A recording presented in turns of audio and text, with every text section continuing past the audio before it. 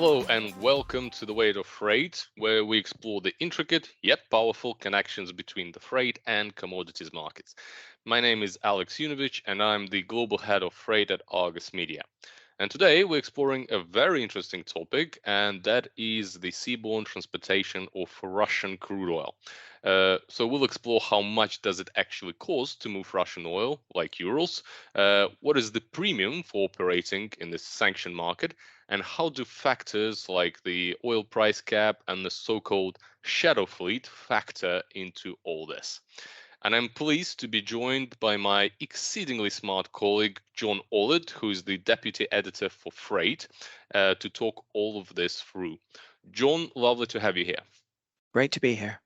So let's not beat around the bush much. As we speak here today, on the beautiful day of April 28, how much does it cost to move, let's say, 1 million barrels of Urals to India? In simplest terms, it costs around $6.50 to move a single barrel of Urals to India on a Suezmax ship, which typically carry 1 million tons. We also look at Varandé crude here at Argus, which comes out of Murmansk in 1 million ton parcels, and that's costing about $8 a barrel to move into India. One note is that we also do occasionally see Aframax shipments moving on the same route, and we are still assessing those levels. And that is slightly more expensive because they don't have the same economies of scale. So, for example, out of the Black Sea into India, we're looking at about $10.50 for an Aframax carrying Urals. Okay, that sounds already quite expensive, I would say.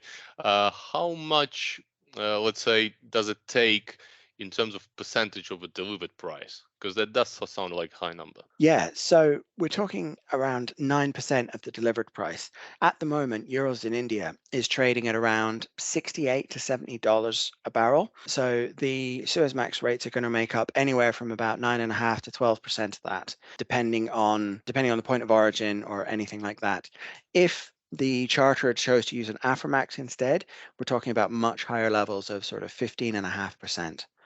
hmm So in other words, we're talking about the difference between the origin, the vessel size, and of course the crude grade that we're talking about here. But whichever way you look at it, it's quite a substantial number from the delivered price of crude.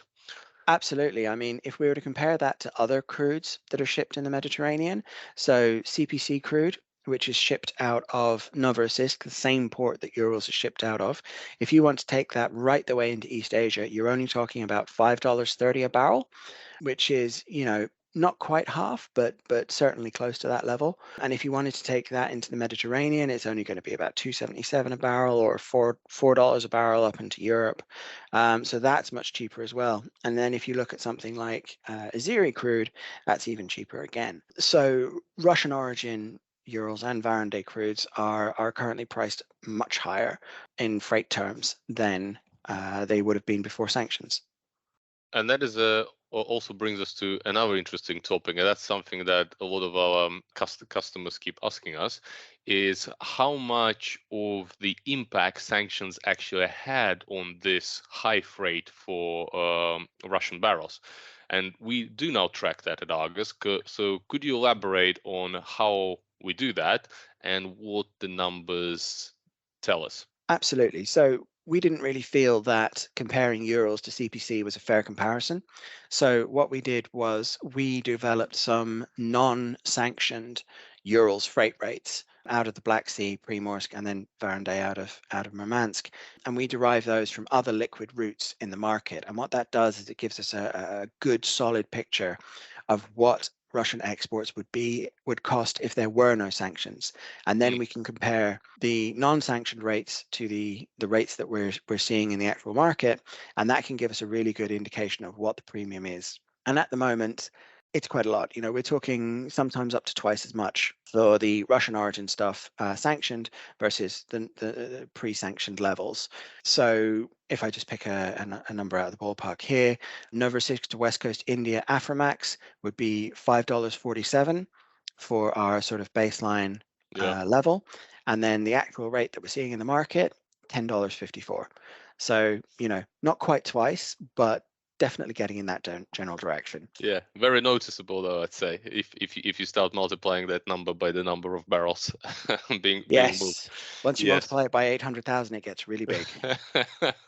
Indeed. And talking about that relationship, right, is, and that's something again that is on the minds of a lot of people, is that how does that sanctions premium spread, let's call it that, behaves right now and how it behaved earlier? Because in like just some weeks before, we saw it narrowing quite substantially, and now again, I think it's widening, right, for pretty much most of the routes. So could you talk more about that on how like this relationship works between the general market and the sanctioned Russian market, and how we could expect the sanctions premium to move from now into, let's say, next few months? Certainly. I mean, we've seen it be quite an unusual spread.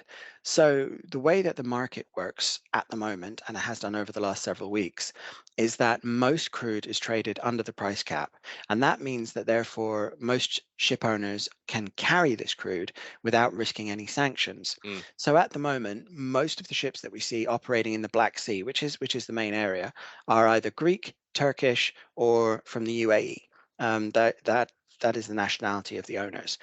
Now, most of those ships, particularly the Greeks, operate across the entirety of the tanker market. So they are at the moment as comfortable operating on Russian cargoes as they are on non-Russian cargoes. However, if the price goes above the price cap and the cargo is traded above the price cap, then these owners could be subject to sanctions for carrying that cargo.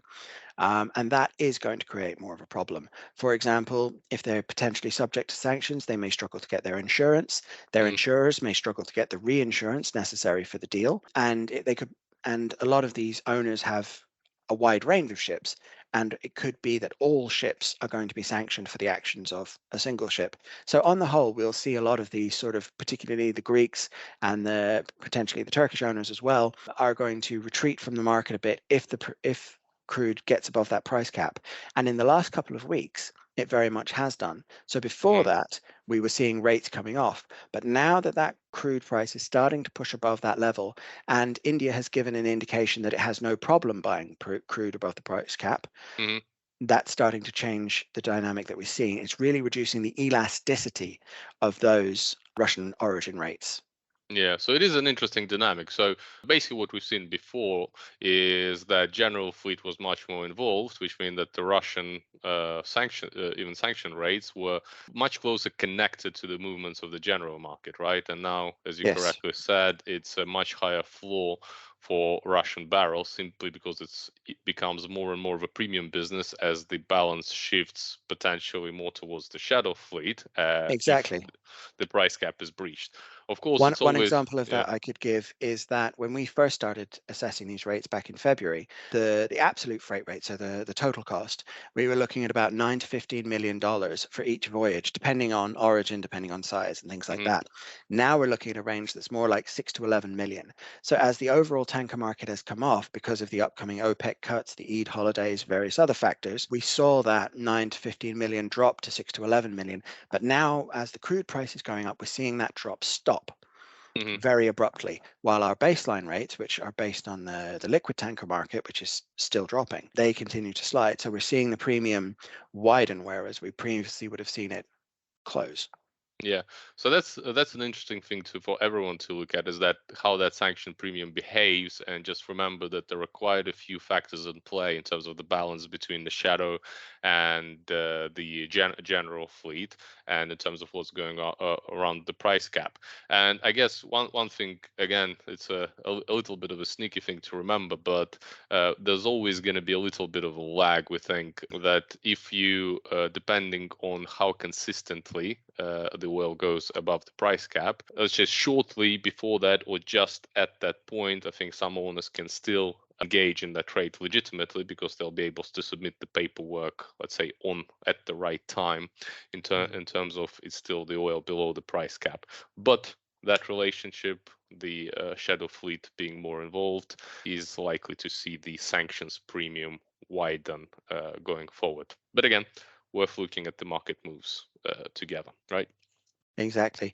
And that's what makes for the most interesting dynamic at the moment. The fact that where we should see it dropping, it hasn't been dropping as quickly as it was, and we are seeing those shadow fleet vessels moved, which will also create disruptions elsewhere in the market. The shadow fleet traditionally operates on the Iranian crude exports and hasn't necessarily grown to be large enough to supply all of Russia's needs. So that will also come into potentially be a factor in the future. Of course, if you have less supplies or less ships available to do your business naturally, you will be charged more for it. And if people have to go towards the shadow fleet, they'll have to, I guess, pay the premium price for using it. So yeah, that's very interesting. I think we're at the end of our time though now. And John, thank you very much for your expertise as always. Nice to have you here. Nice to be here. Thank you. Yeah, and to everyone who listened, just a quick reminder, you can, if you're a customer of Argos Freight, you can download special slides, which we're gonna leave the link in the description, as well as access the online workspace, which will contain all the Russian origin freight prices that your heart may desire. Thank you very much for listening, and we hope to see you again on the next Weight of Freight podcast.